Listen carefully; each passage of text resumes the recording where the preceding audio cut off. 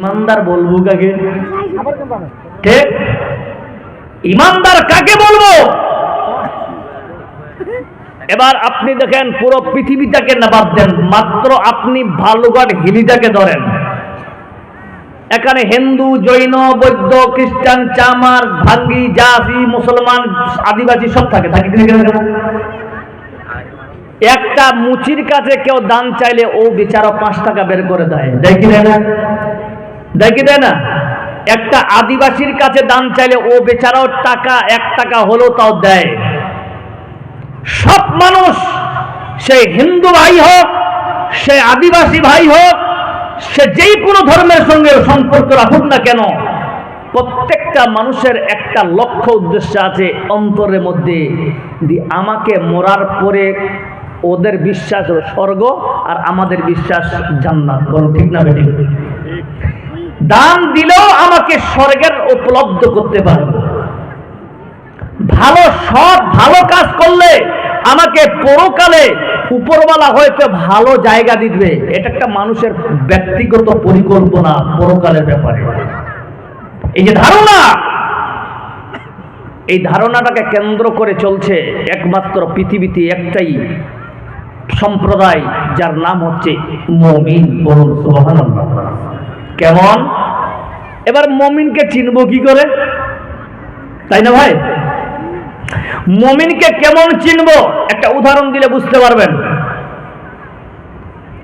10 বছর আগে নেন, 15 বছর আগে, 2010-এ আপনারা যখন একটা লুঙ্গি কিনতে যেতেন, তখন লুঙ্গি পাওয়া যেত ডক্টর লুঙ্গি, তাই না? 5-15 টাকা দাম। কি ভাবছি ঠিক? তো মাদ্রাসায় আমি পড়তাম, তখন 5-15 টাকা ডক্টর লুঙ্গি কিনেন, কি ভাই ঠিক না ঠিক? তো 5-15 টাকা তো আমাদের বাজারে ছিল ডক্টর লুঙ্গি। একটা লুঙ্গি কিনতে যান, অথবা আপনি একটা শাড়ি কিনতে যেতেন, তো দোকানদার একটা শাড়ি দিত, আপনি পছন্দ করেন একটাই না? একটা নয়, একটা কিনতে গিয়ে 20টা শাড়িকে আমরা দেখতাম। কোনটা? 20টা শাড়ি দেখতাম। শুধু দেখতাম না, দোকানদার পুরো শাড়িটাকে খুলে দিত যে কোন দিকে আঞ্চালা, আঞ্চালার কালারটা কিরকম, ঠিক না? পায়ের কেমন, লুঙ্গি কেমন, নিচে এরকম কালার, উপরে কেমন, এভরিথিং, পুরো কাপড়ের স্ট্রাকচারটা ও কিন্তু একটা দোকানদার দেখিয়ে দিত। বলো ঠিক না বেঠিক? কিন্তু এখন দেখায়? এখন দেখেন, দেখতে দেখতে দেয় না কেন? প্রত্যেকটা একটা গেঞ্জি কিনেন, গেঞ্জির উপরে একটা ক্যাটালগ থাকে, ঠিক? একটা লুঙ্গির উপরে ক্যাটালগ, একটা শাড়ির উপরে ক্যাটালগ। আপনি যে কোনো দামি হেভি র্যাঙ্কের কাপড় আপনি কিনতে যান না কেন, ব্র্যান্ডেড যতগুলো মাল, প্রত্যেকটা ব্র্যান্ডেড কাপড়ের উপরে একটা করে ক্যাটালগ দেওয়া থাকে। বলো ঠিক না বেঠিক? কেন? ওই ক্যাটালগ দেওয়ার উদ্দেশ্য হচ্ছে, এই যে একটা মানুষ একটা শাড়িকে কিনতে যাবে, 25টা শাড়ির আশ্রয় নিচ্ছিল, 25টা শাড়িতে হাতের ময়লা লেগে যেত, অনেক সময় রিজেক্টেড বলে ঘোষিত করা হতো এই কাপড়গুলোকে। বলো ঠিক না বেঠিক? কিন্তু যতদিন ধরে ক্যাটালগ এসেছে, সেদিন থেকে কাপড় সেম কোয়ালিটি উঠায়, যেটা প্যাকেজ হয়েছে কোম্পানি থেকে। বাট ক্যাটালগ দেওয়ার উদ্দেশ্য কেন?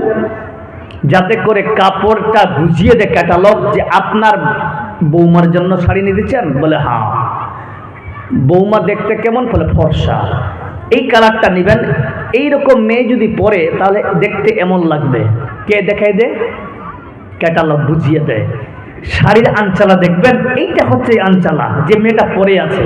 পায়ে দেখতে চান, মানে যেটা পুরো শাড়ির যে একটা কোয়ালিটি আপনার চোখের সামনে ভাসছে, খোলার কোনো প্রয়োজন নেই। কিন্তু আপনি খোলার পারমিশন কখন থাকবে?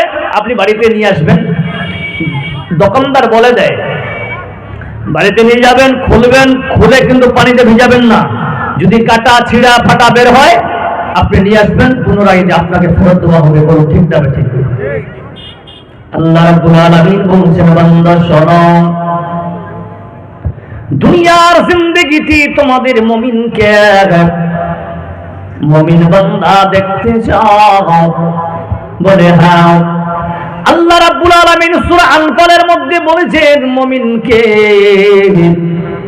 মুমিন বান্দা হলো তারা যাদের মধ্যে 5খানা গুণ থাকবে, এরাই হলো প্রকৃত ঈমানদার।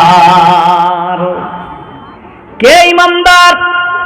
আল্লাহ পাক বলতেছেন ইন্নামাল মুমিনুনা আল্লাযীনা ইযা যুকিরাল্লাহু ওয়াজিলাত কুলুবুহুম। আল্লাহ পাক প্রথম গুণ বলছেন নিশ্চয়ই মুমিন হচ্ছেন তারা, শোনো, যাদের সামনে যখন আল্লাহর জিকির করা হবে ওই বান্দা দেখবেন প্রকৃত যদি বান্দার হয় আল্লাহর ভয় তার হৃদয়টা কেঁপে যাবে। বলুন সুবহানাল্লাহ। কেমন কেঁপে যাবে বন্ধু?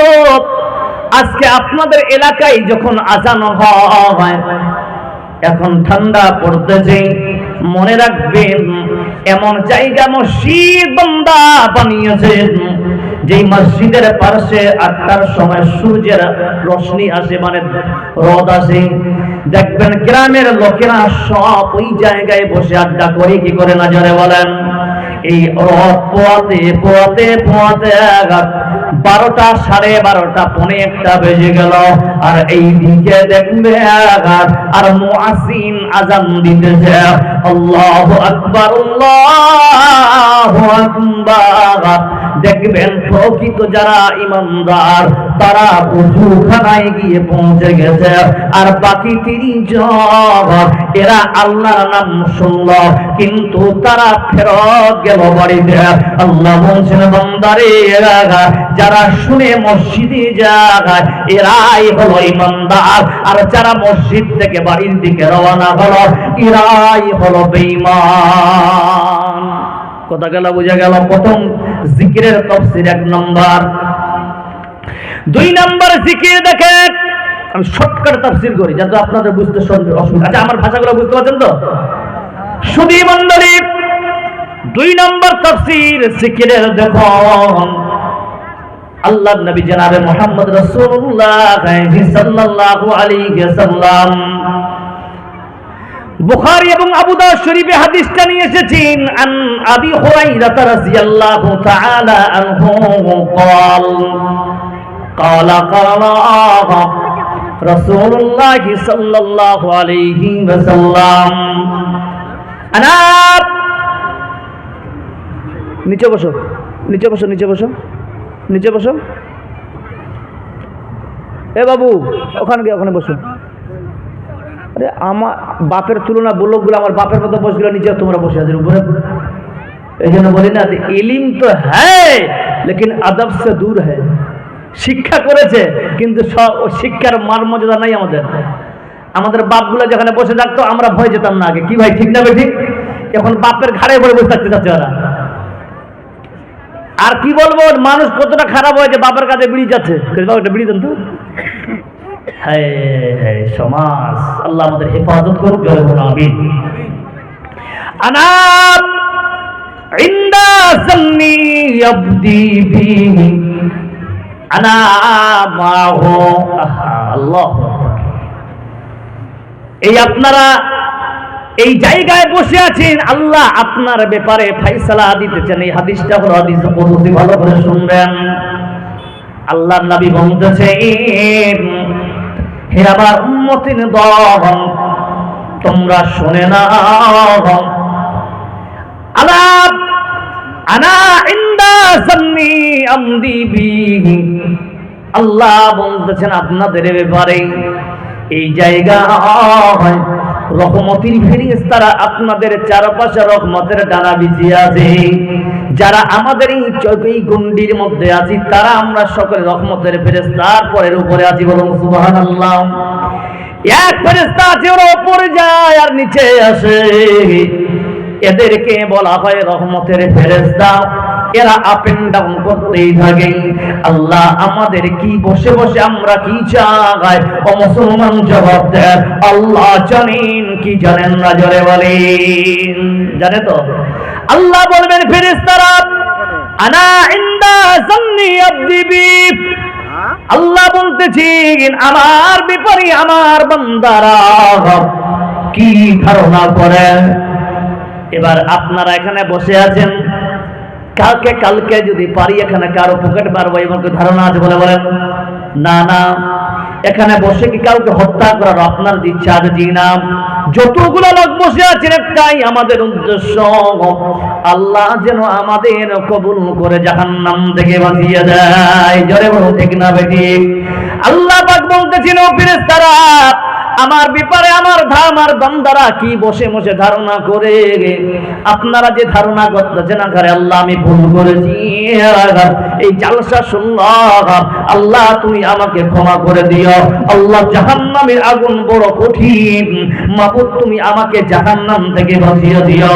এই রকম যদি আপনাদের মনের মধ্যে ধারণা থাকে, আল্লাহ কি ফয়সালা দিতে যেন শুনুন, আনা মাহু, ও বান্দারা তোমাদের ধারণার সঙ্গে আমি আল্লাহ নিজেই আছি। বলুন নারে তাকবীর। 2 নম্বরে বলতেছি, ফাইন যাকারানি ফি নাফসিহি, আমার বান্দারা বসে বসে আমাকে আল্লাহ পরে জিকির করে মনে মনে বলছেন আল্লাহ। আপনারা যেমন সুবহানাল্লাহ আলহামদুলিল্লাহ বলছেন, আল্লাহ বলছেন বান্দারে শুধু এটা জিকির নয়, তুমি পাপ করেছো বান্দা, তুমি গুনাহ করেছো বান্দা, মনে মনে বসে বসে তুমি সেটাকে মোচন করতে চাও, আমি আল্লাহ কি ফয়সালা দিলাম, যাকারতু ফি নাফসিহি, তুমি যে মনে মনে আমাকে জিকির করো, স্মরণ করো, তোমার কাজগুলোতে আমি আল্লাহ মনে মনে সব মাফ করে দেওয়া। এবার জোরে বলা যাবে সুবহানাল্লাহ? এবার দেখেন আর 3 নম্বর তাফসীরের একটা ক্যাটাগরি দেখেন, ফাইন যাকারানি ফি মিলাইন, আল্লাহ নবী বলতেছেন, আল্লাহ বলছেন এই ভরা মাহফিল, মিলা শব্দের অর্থ হলো মিলন থেকে বড় মাহফিল, বারাকাম বিশাল বড় মজলিস। ফাইন যাকারানি ফি মিলাইন খায়র, ও নবীজি আপনি আপনার উম্মতকে বলে দেন ভরা মাহফিলে আমার বান্দারা আমার জিকির করেছে, ও মুসলমান জবান দেন এই জায়গা কি আল্লাহ সবাইকে পছন্দ করে? জোরে বলেন, কাউকে না কাউকে পছন্দ করে কিনা? আল্লাহ বলছেন যাকারতু ফি মিলাইন খায়রুম মিনহুম, ওরে ফেরেশতারা মুহাম্মদ শুনে নাও, তোমার উম্মতকে জানিয়ে দাও ওই মাহফিলে যাকে আমি আল্লাহ পছন্দ করি রে, ওর ওসিলা আমি সবাইকে মাফ করে দিলাম। জোরে জোরে বলুন নারে তাকবীর। শুধু মন্ডলী এই জন্য বলি রে বাবা, শুধু জিকিরের নাম আল্লাহ আল্লাহ আল্লাহ আল্লাহ জিকির নয়। 3 নম্বর জিকিরের তাফসীর হলো, বান্দা আপনি যদি বাজারে যান, বাজারে কাউকে ঠকাবেন না, এটাও একটা জিকির। বলুন সুবহানাল্লাহ। বান্দা হাল চাষ করতে যাবেন, কাউরে আপনার জন্য অন্য জমির মালিক যেন কষ্ট না পায়, এটা একটা জিকির। এক কথায় শুনে নেন, মুমিন বান্দার চোখের চুলের কোণা থেকে নিয়ে পায়ের নখের কোণা পর্যন্ত পুরো বডিটা আল্লাহ ইবাদত করেছেন। বলুন সুবহানাল্লাহ। বান্দা হাসবে ইবাদত, বান্দা পিশাব করবে ইবাদত, বান্দা তুমি ইবাদতটা হলো 3য় জিকির। এবার 3য় নম্বর জিকির যেটা বলতে চাই, বান্দারে মা বোনেরা আপনারাও শুনতেছেন, আপনি যদি সুষ্ঠুভাবে স্বামীকে ভালোবাসা দিয়ে খাওয়ান এটাও ইবাদত, আপনি যদি ভালো করে রান্না করেন এটাও ইবাদত। জোরে বলুন সুবহানাল্লাহ। বন্ধু মুমিনকে আল্লাহ চায় না আমার বান্দারা আমার জাহান্নামে পুরো, আল্লাহ বাহানা খুঁজেন ভাই কি করে আমার বান্দারা জান্নাতে যাবে, আমার বান্দারা কি করে জাহান্নাম থেকে বাঁচবে। শুধু বান্দারি 1 নম্বরে গুণ হলো ইন্নামাল মুমিনুনা আল্লাযীনা ইযা যুকিরাল্লাহু ওয়াজিলাত কুলুবুহুম, নিশ্চয় মুমিন হচ্ছেন তারা যাদের সামনে যখন আল্লাহর জিকির করা হবে, ওই বান্দা যদি প্রকৃত ঈমানদার হয় আল্লাহর ভয় তার হৃদয়টা কেঁপে যাবে। বলুন সুবহানাল্লাহ। এবার সবাই দুটি হাত খাড়া করেন আমার আল্লাহর ওয়াস্তে, সবাই দুটি হাত খাড়া করেন, বলেন জীবনেও নামাজ ছাড়বো না। জোরে বলুন নামাজ ছাড়বো না। সবাই যারা বলবেন হ্যাঁ ছাড়বো না, বলো নারায়ে তাকবীর। নাই আওয়াজ নেই, জোরে আল্লাহু আকবার বললে সওয়াব আছে, বলুন নারায়ে তাকবীর। আরো জোরে নারায়ে তাকবীর। মাশাআল্লাহ। সুধী মণ্ডলী, 2 নম্বর ইমানদারের গুণ, ওয়া ইদা তুলিয়াত আলাইহিম আয়াতুহু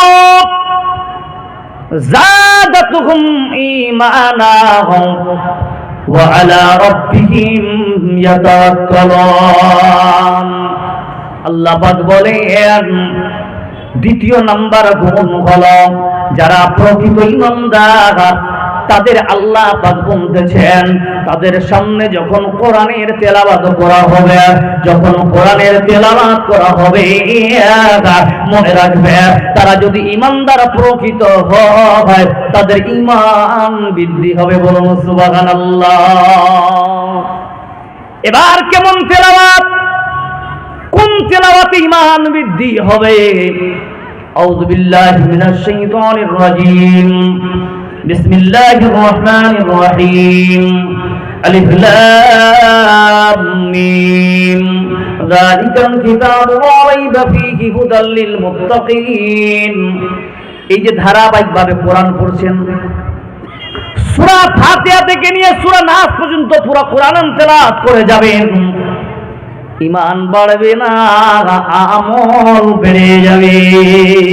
কথাগুলো বুঝাচ্ছে? ঈমান বাড়বে না, আমল বাড়বে। ঈমান কি দিয়ে বাড়বে? এবার আসেন, আল্লাহ পাক বলতেছেন এই জায়গায় তেলাওয়াত মানে হলো আল্লাহর আইন। জোরে বলুন সুবহানাল্লাহ। জিকিরের আরো 4টা তাফসীর ছিল, জাহান্নাম থেকে ভয় পাওয়া, ওটা ইঙ্গিতে বলে দিলাম।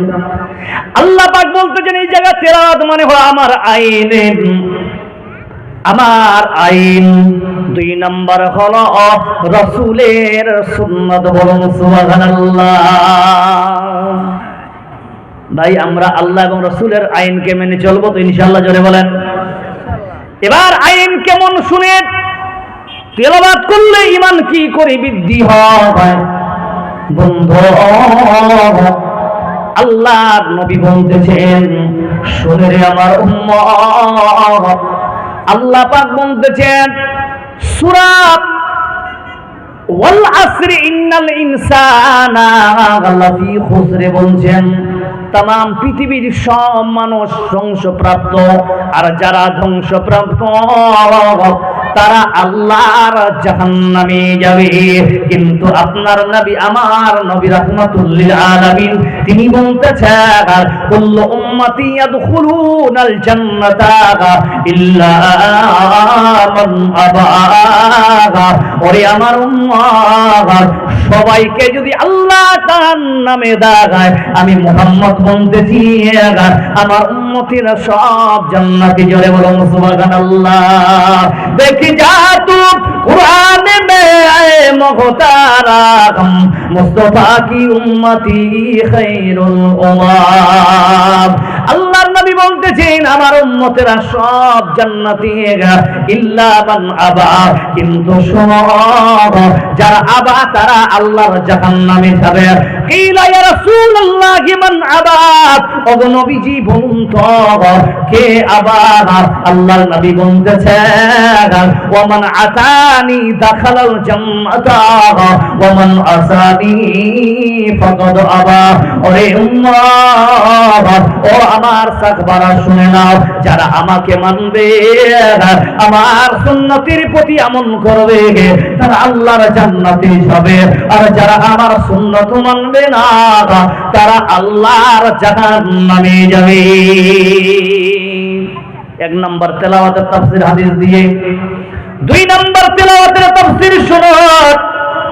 আপনাদের এলাকায় বন্ধু শুনেন, দারু খাওয়া বড় পাপ না জিনা করা বড় পাপ?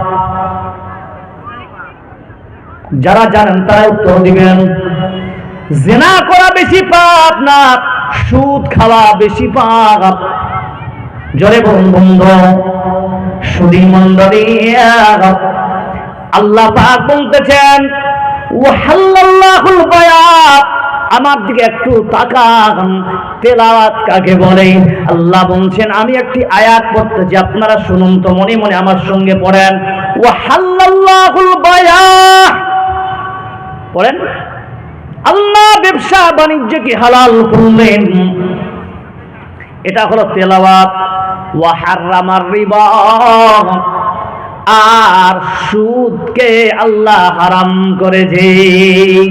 সুবহানাল্লাহ, সুদকে হারাম করলো, তেলাওয়াত করলাম, পড়লাম, বুঝলাম। এরপরও যদি বান্দা সুদ খায়, ঈমানদার হবে না, বান্দা বেঈমান হয়ে যাবে। কারণ কোরআনে সুদ হারাম আছে। যদি বলেন কেমন? বন্ধু, আপনাদের এলাকায় যারা সুদখোর আছেন শুনে নেন। বান্দা, আপনাকে বলি বাবা, একটা ইয়াং জেনারেশন, এক ছেলে ইয়াং মেয়ে, দুইজনে জেনা করতে গিয়ে ধরা পড়েছে। ওদের সাজা আল্লাহ বলছেন 100 কোড়া। কারণ বিবাহিত নয়, মেয়ে বিবাহিতা নয় বলে তাদেরকে 100 কোড়া মেরে তোমরা বিদায় করো। কিন্তু যদি বিবাহিত হয়, বিবাহিতা হয়, তাদের দুনিয়াতে থাকার কোনো অধিকার নেই। দুইজনকে শরীয়ত মোতাবেক সংসার করতে হবে, কিনা জোরে বলেন। যদি হিন্দুস্তান আমরা পড়বো না, কিন্তু এটা আইন বলতেছি, তেলাওয়াত।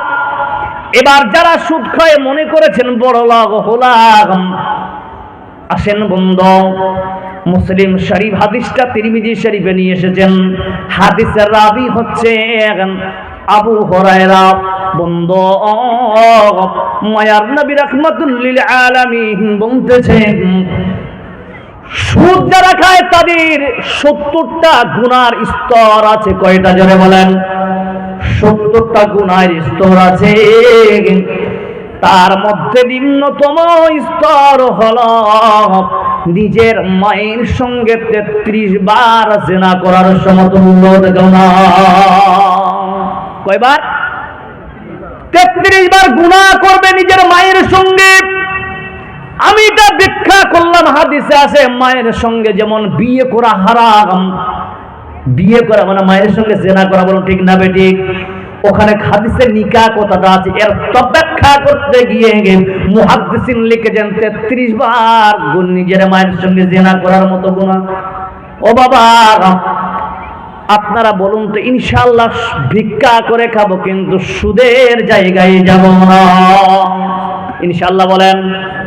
এই যে ইনশাআল্লাহ বললেন, ঈমান বাড়ল, ঈমান বৃদ্ধি হলো। আল্লাহ এটাই কোরআন দিয়ে বোঝাচ্ছেন, ওয়া ইযা তুলিয়াত আলাইহিম আয়াতুহু, বান্দারে তোমাদের সামনে যখন আল্লাহর কোরআনের তেলাওয়াত করা হবে, তার মানে আমার আইন পেশ করা হবে, বান্দা তুমি যদি ঈমানদার হও, তোমার ঈমান বৃদ্ধি হবে। বলুন নারে তাকবীর। ঈমানের পথে অবিচল থেকে আমাদের মরণ যেন হয়, ঈমানের পথে অবিচল থেকে আমাদের মরণ যেন হয়। তোমার কাছে মিনতি আমার মহিম দয়াময়,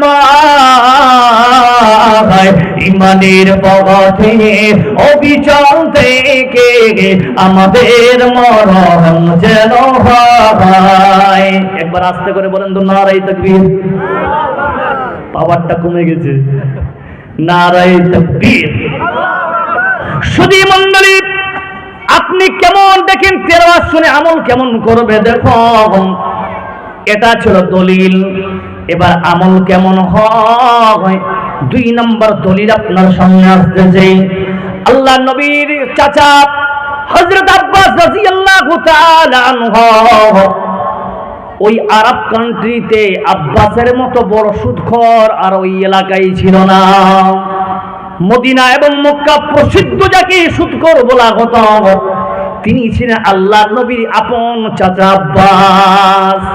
আসরের নামাজের পরে আল্লাহর নবীর চাচা আব্বাস ঈমান আনলেন। জোরে বলুন সুবহানাল্লাহ।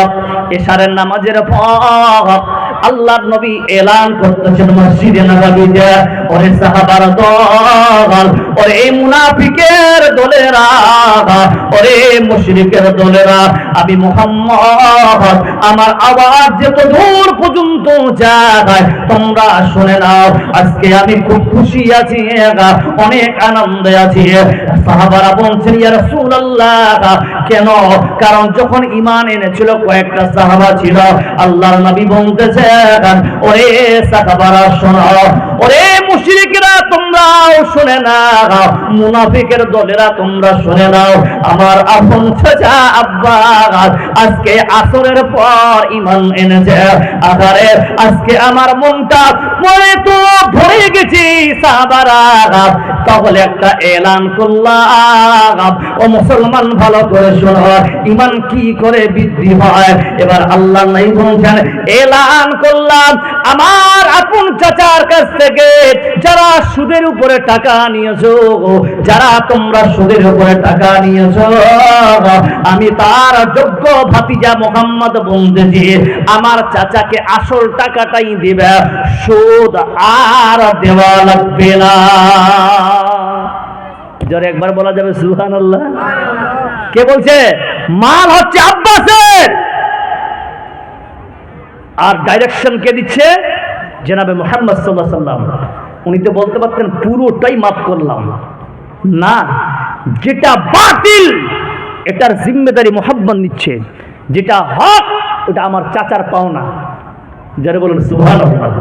এখান থেকে ব্যাখ্যাকারী লিখছেন কাউরে হক মারা আছে না কেউ? মনে করেন আপনার নাম ভাই মোহাম্মদ আনসার ভাই, ইনার কাছে আমি 10,000 টাকা ধার নিয়েছি। আপনার নাম শেখ দাদা জাহাঙ্গীর ভাই বলছে ও ভাই আপনি চাইলেন ভাই, আপনি চিন্তা করেন না, টাকা আছে আর আমি আছি। ইয়ে শালা বাংলাদেশ পালিয়ে গেছি, এখন ওকে ধরবো কিনা? আমি ধরবো কিনা? ও বলছে আমি কি করবো, পালিয়ে গেছে। যার কাছে দিয়েছে তার কাছে নাও, বলুন ঠিক না বেঠিক? এই জন্য আমানতের তাকাজা হলো সাক্ষী যখন দিতে যাবেন অ্যাকুরেট যদি আপনার ওর প্রতি একটা দীর্ঘ বিশ্বাস থাকে তাহলে বোঝা গেল। এবার আসেন 2 নম্বরে, আল্লাহ নবী সাল্লাল্লাহু আলাইহি ওয়াসাল্লাম যখন এলান করছেন, আব্বাস বলছেন ভাতিজা ও মুহাম্মদ, সকলে পড়ুন সাল্লাল্লাহু আলাইহি ওয়াসাল্লাম। বলছেন কি চাচা? বলছে তুমি যে এলান করেছো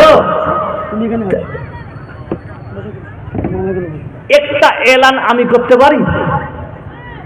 কে বলছে? আপন চাচা বলছেন মুহাম্মদ তুমি এলান করেছো, আমি একটা এলান করতে পারি বাবা?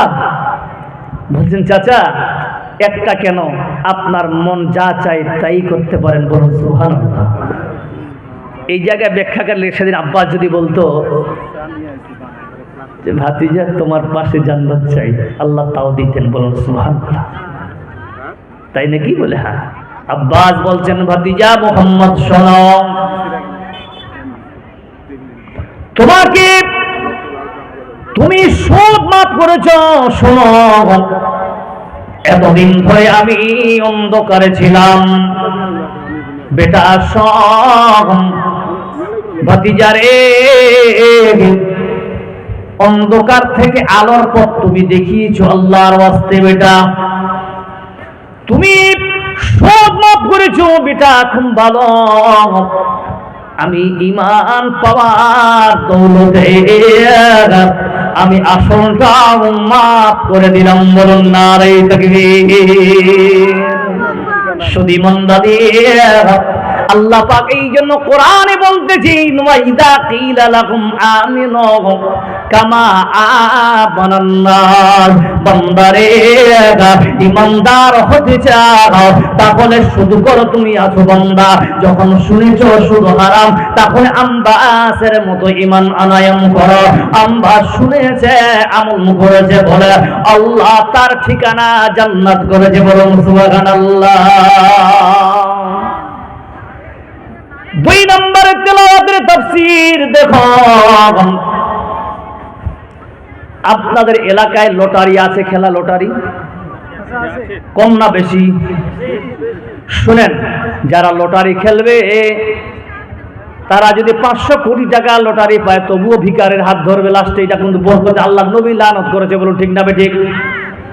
লটারি, জুয়া খেলা, লটারি খেলা, এরা সাময়িকের জন্য বড় লোক হয়ে যাবে, হঠাৎ বড় লোক, সন্ধ্যায় ফকির। বলুন ঠিক না বেঠিক? লটারি হারাম, সুদ হারাম, দারু হারাম, জিনা হারাম। বন্ধু শুনেন, ইসলাম রাষ্ট্রে তো আমাদের নয় রে বাবা। তাহলে ছেলেদের কেমন করব? আল্লাহর নবীর সাহাবা উমর, তার ছেলে জোহরের নামাজের পর ঠিক আযান দিচ্ছেন মুয়াজ্জিন, ইতিমধ্যে কেউ বা কারা ওমরকে বললেন তোমার ছেলে দারু খেয়েছে। সুধী মণ্ডলী, ওমর তার ছেলেকে বলছেন মুখটা একটু হাঁ করো। যখন নাকটা মুখের মধ্যে ঢুকিয়ে দেখতেছেন হ্যাঁ নিশ্চয়ই খেয়েছে। ওমর, আজকে আপনাদের এলাকায় যদি প্রধানের বেটা হতো, কি বললো? বলে ছোট ছেলে তো খেয়েছে, যাও নিয়ে যাও, ওর কোনো বিচার নাই। কেন? প্রধানের বেটা না, এমএলএর বেটা, মেম্বারের বেটা, টাকাওয়ালার বেটা, বরং ঠিক না বেটি? আর গরিবের বেটা বেটি যদি হয়, চামড়া তুলিয়ে দিচ্ছে, বরং ঠিক না বেটি? দেখেন ফয়সালা ইসলাম কাকে বলে আর ঈমানদারের কি তরিকা হবে। ওমর বলছে আমার ছেলেকে মসজিদে নববীর খুঁটিতে তোমরা বাঁধো। বলুন সুবহানাল্লাহ। মসজিদে নববীর খুঁটিতে বাঁধা হলো।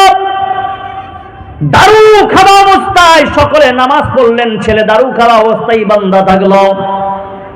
এবার কে বা কারা উমরের স্ত্রীকে গিয়ে বলছেন আজকে তোমার বেটার খায়রিয়াত নাই। সঙ্গে সঙ্গে উমর বলছেন জাল্লাদকে ডাকো। দারু যদি কেউ খায় তার শরীয়তির বিধান হলো 80 কোড়া তাকে খেতে হবে। কয় কোড়া? 80 কোড়া।